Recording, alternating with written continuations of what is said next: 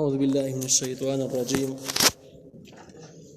بسم الله الرحمن الرحيم.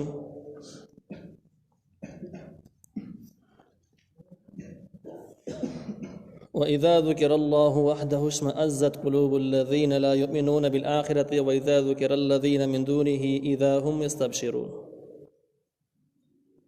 سورة الزمر 45 نمبر آیات. پدې 45 نمبر آیات کې د مشرکان او د کافرانو خلقو علامات ذکر کیږي، د هغوی قباحت ذکر کیږي.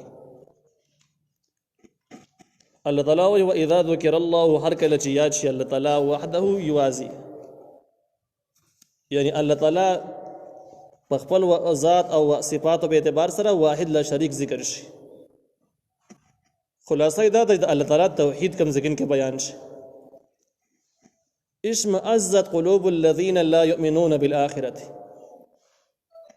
نو تنگ شي زړونه د هغه کسانو چې هغوی ایمان نه لري په آخرت باندې، زړونه یې تنگ شي. اشمئزاز دې ته ویل کېږي چې د انسان زړه دومره تنگ شي چې په مخ او په تندي کې کوتوالی راښکاره شي د تنګستیا د وجې نه. دې ته اشمئزاز ویل کېږي، یعنې دا خلک دومره زیات تنگ شي چې تندي به یې کوت شي. مشرکانو د بدبخت خلکو علامات دا دي چې کله د الله تعالی توحید او د الله تعالی احکام ذکر کېږي نو د خلکو تندي به کوت کېږي او دوی به زړونه تنګېږي. او دا عام بالمشاهد تاسو لیدلی شئ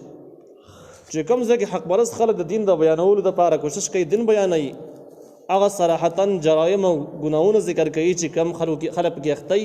خلک تندي کوت کړي. مړه وایي دې باسته اوس ضرورت و، دې پکې د کوم ځای خبر راواغست او دا خو د دې خبرو ځای خو دا نه و، د دې بل ځای نه و.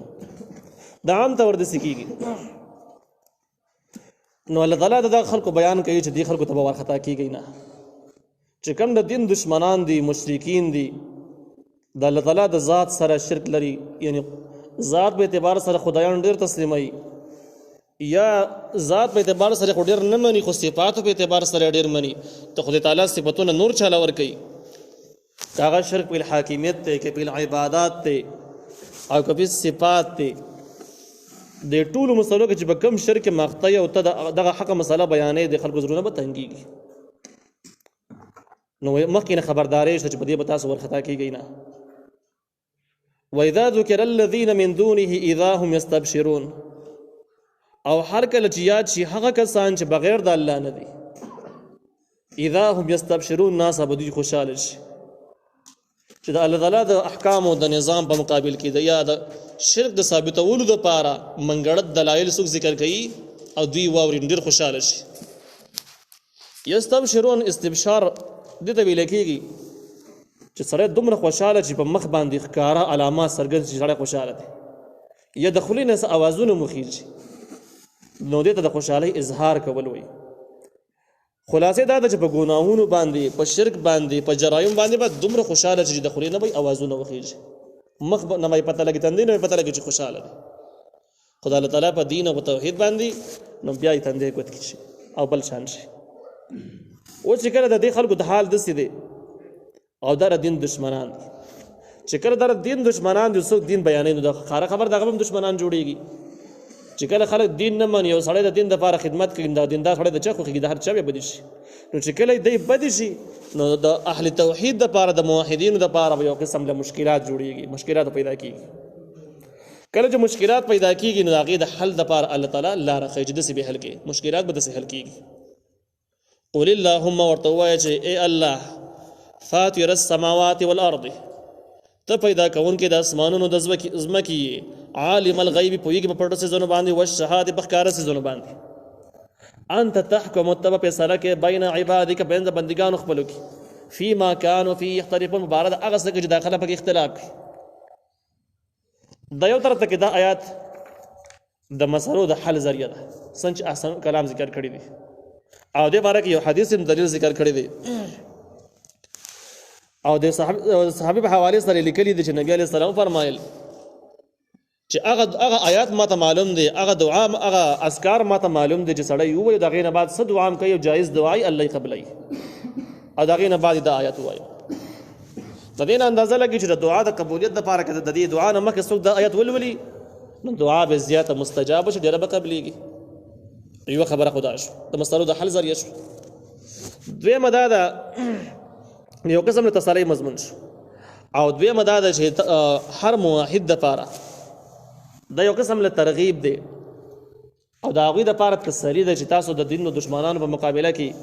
د هغوی په سازشونو په بد اخلاقو ګستاخو باندې اړونه مه تنګوئ، خفه کېږئ مه. دا معامله الله تعالی د حواله کوي چې الله ته فیصله وکړه، ته به فیصله کوي قیامت په ورځ باندې. څه سزا چې د دې مستحق دی مناسب ده، ولا سزا هغه سزا ورله ته ورکړه، زه یې نشم ورکولی، ته وله سزا ورکړه. نو دغه د دین دشمنان باندې به زړه نه خوري چې دا زموږ داسې روغ رمټ پاتې شو، داسې ښه دومره معقولیتوب کوي، دونه ګستاخیانې کوي، بېادبیانې کوي او دونه خراب الفاظ استعمالوي، خراب لهجه استعمالوي، خراب کارونه دي او یاره موږ ته هېڅ هم ونه ویل، داسې ګرځي مزې کوي. نو خیر دی دغه الله تعالی دې حواله کړه او بس الله نه سوال وکړه چې الله ته یې فیصله وکړي او په هغه څه کې فیصله وکړي چې دا خلک پکې اختلاف دي. دې ځای کې یو سوال راولاړېږي چې فیصله خو الله تعالی کړې ده چې دا خلک په ناحقه دي، څو چې د دین مخالف هغه په ناحقه دي، څو چې د دین موافق د قرآن او د سنت موافق هغه په حقه باندې دي. جواب به د هغې دا چې دا قولي فیصله خو الله کړې ده، خو د قولي فیصله دین نه مني. اوس عملي فیصله پکار ده، او عملي فیصله به څنګه شي چې دا مجرم جهنم ته ور واچولی شي او د هغې په مقابل کې مؤمن سړی جنت ته ولېږلی شي، دا به عملي فیصله وي. نو زمونږ د دې خلکو په منځ کې عملي فیصله وکړي، د مجرمان عملا جهنم ته داخله کړي. د دې نه اخوا د دغه عملي فیصلې حالات ذکر کېږي چې کله د عملي فیصله وشي بیا به څنګه چلي، د مجرمانو به څه احوالي، د ظالمانو به څه احوالي، په دوی باندې به څه تېرېږي، د هغې ذکر دی. او دا د مجرمانو دپاره د اسلام دشمنه خلکو دپاره تخویف اخروي هم دی چې که تاسو د دین د دشمنۍ نه دستبردار نه شولئ، تاسو د یو مخې ته یو داسې حالات را روان دي چې بیا به د دې حالاتو نه تاسو تېرېږئ. الله تعالی وایي ولو ان للذین ظلموا، او که یقینا شي د هغه کسانو دپاره چې ظالمان دي، ما هغه څه فی الارض چې په ځمکه کې دي جمیعا ټول، ومثله او د دې په شان ده کې معه نور د دې سره، دا غونډه ځمکه چې ده دا سونا او د هر څه نه ډکه شي، د مال دولت نه ډکه شي، او دا د ټوله دنیا به د یو مجرم شي، او د دې دنیا مره یو دنیا ورسره بل هم ملګري کړي. خو چې د قیامت په ورځ باندې مجرم د جهنم او د قیامت سختي ویني، دا دواړو دنیاګانو الله تعالی به درکړي، د فدیې په طور ورکولو ته به تیار چې دا واخله خو ما معاف کړه، خو نه به یي او نه به دې قبلېږي. د دې خلاصه دا چې قیامت ډېر سخت دی، د قیامت عذاب ډېر انتهایي خطرناک دی. هلته به هر څه ته به تیارېږي، خو بیا به د موقع تېرې شوي، نو لحاظه اوس خپله اصلاح شه، خپل عمل صحیح کړه. دې ځای کې د ظلم لفظ ذکر شوی دی چې ظالمانو دپاره هغه څه چې په ځمکه کې دي. ظالم څه ته ویلی کېږي؟ د ظالم تعریف دا دی چې یو هغه تعریف چې کوم لغاتو کتابونه کړی دی چې وضع کل شیء فی غیر موضعه. ظلم دې ته ویلی کېږي چې کم شی د کم ځای دی نو هغه ځای کې کښېني دی، بل ځای کې کښېني، دا لغوي تعریف دی. بس صرف ساده عام اصطلاح کې چې کوم تفهیم القرآن ذکر کړی دی دا دی چې ظلم دې ته ویلی کېږي چې حقدار ته حق حواله نه شي، دا ظلم دی. نو بیا د الله تعالی حق په موږ باندې دا دی چې موږ توحید ومنو او موږ یې دین ومنو، په موږ باندې دا حق جوړېږي. موږ صرف د الله بندګي وکړو، د بل چا ونه کړو، دا راباندې د الله حق دی. نو چې کله دغه حق موږ مس کړو او دغه حق هم الله ته حواله نه کړو، نو دا د ټولو نه لوی ظلم دی.